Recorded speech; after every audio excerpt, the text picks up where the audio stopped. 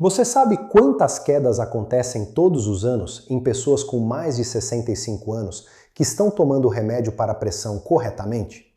Eu tenho uma lista com 5 situações comuns que colocam a vida de idosos em risco, e a mais perigosa não é a pressão alta, é a pressão controlada demais, pelo remédio certo, na dose certa, prescrita por um bom médico.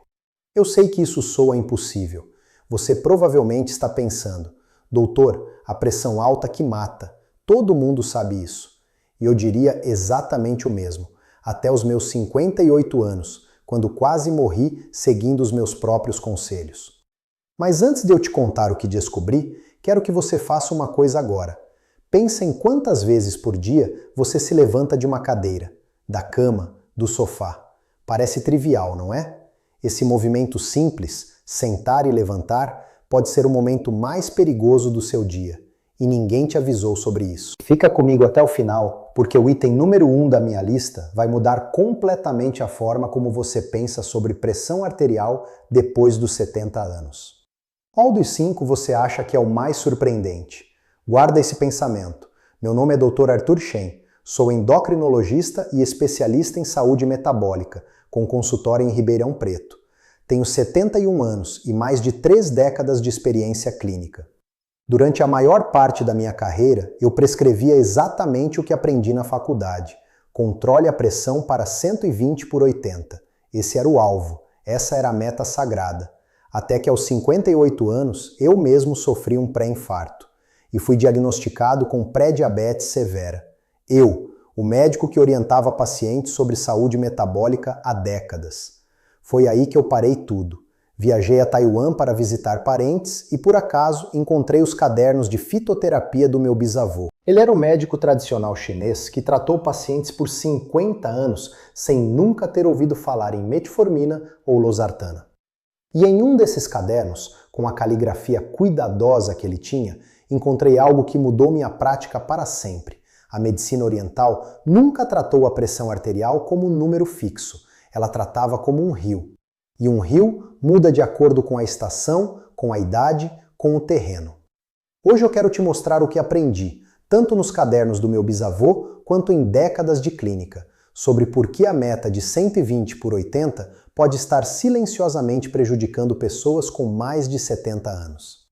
Vamos começar com o número 5 da minha lista. Artérias envelhecidas precisam de mais pressão para funcionar. Isso parece assustador, mas me escuta. Quando você tem 30 anos, suas artérias são como mangueiras de borracha novas, flexíveis, elásticas, que se expandem com cada batimento do coração.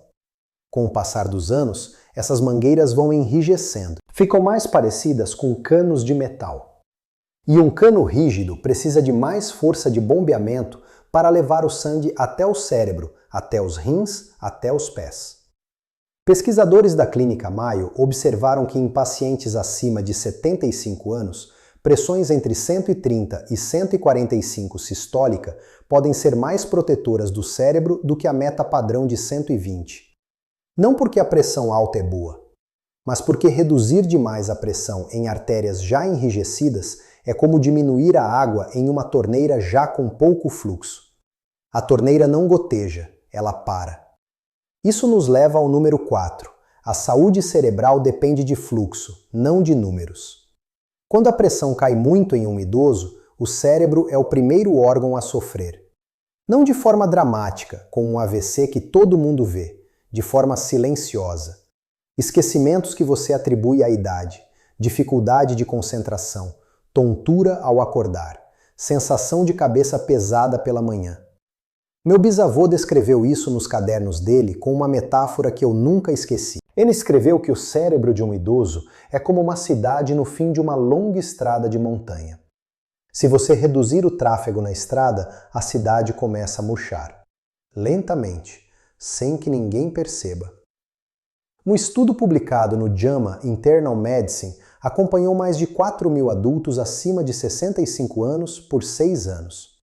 Aqueles com pressão sistólica abaixo de 120 tinham taxa significativamente maior de declínio cognitivo do que aqueles mantidos entre 130 e 145. Isso não é opinião, está publicado. Se você já percebeu que fica mais esquecido, mais lento para pensar e está tomando remédio para a pressão, me diz nos comentários. Quero saber quantos de vocês reconhecem isso. Agora o número 3, e esse foi o que mais me impactou quando vi pela primeira vez na clínica. Deixa eu te falar sobre Dona Maria Aparecida. 72 anos, professora aposentada de Franca. Ela chegou no meu consultório trazida pela filha, que estava preocupada porque a mãe havia caído 3 vezes em 2 meses. Todas as quedas aconteceram de manhã, ao se levantar da cama. Doutor Arthur, ela me disse, com aquela voz cansada de quem já se acostumou a ser ignorada. Meu cardiologista disse que minha pressão está perfeita, 118 por 76, mas eu me sinto tonta toda vez que me levanto. Eu medi a pressão dela sentada, 118 por 76, perfeita, como o médico tinha dito. Depois pedi que ela ficasse de pé, 30 segundos em pé, 94 por 58. Em 30 segundos, a pressão dela despencou mais de 20 pontos. Isso tem um nome, hipotensão ortostática. E em idosos tomando antihipertensivos, ela é muito mais comum do que qualquer guideline oficial admite. O que estava acontecendo no corpo de Dona Maria Aparecida? Pensa assim, o coração dela estava bombeando sangue suficiente para uma pessoa deitada ou sentada. Mas quando ela ficou de pé, a gravidade puxou o sangue para as pernas, e o sistema dela, já desacelerado pelo remédio, não conseguiu compensar rápido o suficiente. O cérebro ficou sem fluxo por alguns segundos, e ela caiu. Isso não é efeito colateral raro. Um estudo do New England Journal of Medicine mostrou que a hipotensão ortostática aumenta o risco de queda em idosos em até 54%. E quedas após os 70 anos não são acidentes menores. Fratura de quadril em idoso tem mortalidade de até 30% no primeiro ano. Ela não estava maltratada por descuido, estava maltratada por um protocolo que não foi feito para ela. Número 2 da lista, polifarmácia, o perigo silencioso de tomar muitos remédios ao mesmo tempo. A maioria dos meus pacientes acima de 70 anos chega com uma lista de 5, 6, às vezes 8 medicamentos. Remédio para pressão, para colesterol, para diabetes, para tireoide, para dormir, para dor, cada um prescrito por um especialista diferente que não conversou com os outros. O problema é que esses remédios interagem. Um diurético para pressão pode desidratar.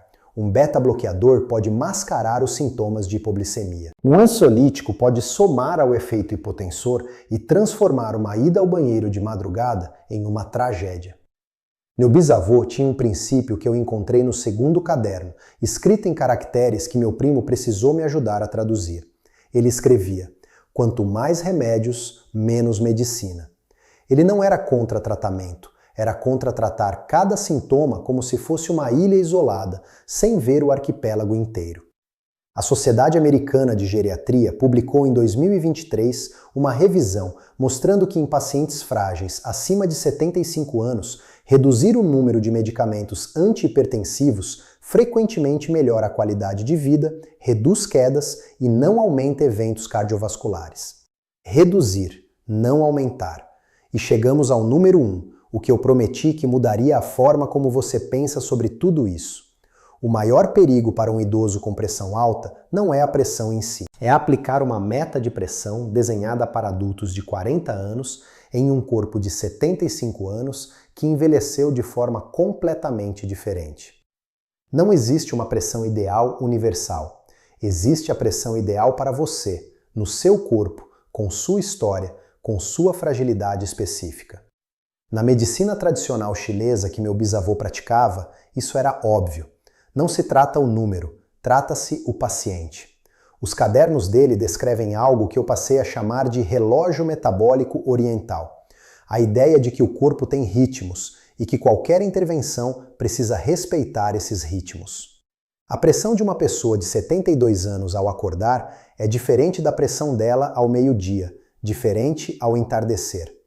Tratar todos esses momentos com o mesmo remédio, na mesma dose, todos os dias, é como regar uma planta com a mesma quantidade de água no verão e no inverno. Depois que eu voltei de Taiwan e comecei a aplicar esses princípios, individualizando as metas, ajustando os horários, reduzindo medicamentos em pacientes frágeis com acompanhamento cuidadoso, os resultados mudaram completamente. Deixa eu te contar sobre seu Benedito. 78 anos, ex-funcionário de uma usina de cana em Sertãozinho. Quando ele chegou até mim, tomava 4 remédios para a pressão. Pressão em 112 por 68, controlada, segundo o último médico. Mas ele havia parado de sair de casa porque tinha medo de cair. Havia parado de visitar os netos. A filha me disse, com os olhos marejados, ele envelheci 10 anos em 2. Eu medi a pressão dele em diferentes posições, em diferentes horários. Fiz o teste sentar-levantar. A queda era de 28 pontos ao ficar de pé. Conversei com o cardiologista dele, coisa rara, eu sei, e juntos revisamos os medicamentos. Retiramos 2. Ajustamos os horários dos outros 2 de acordo com o ritmo circadiano dele, uma técnica que meu bisavô descrevia como dar ao corpo o que ele precisa quando ele precisa. Introduzi também o que chamo de técnica de respiração digestiva do ciclo do dragão, uma prática de transição postural que ele passou a fazer antes de se levantar da cama. 3 respirações profundas, movimentação lenta das pernas, pausa de 15 segundos sentado antes de ficar de pé. Simples, gratuito, milenar. 3 semanas depois, seu Benedito voltou ao consultório caminhando mais reto. Doutor Arthur, ele disse, e eu vi que ele estava tentando não chorar. Fui visitar meus netos no fim de semana. Faz mais de 1 ano que eu não fazia isso. A filha chorou. Eu quase chorei junto. Isso não foi um milagre farmacológico. Foi respeitar a biologia real de um corpo de 78 anos. Então, o que você pode fazer a partir de hoje?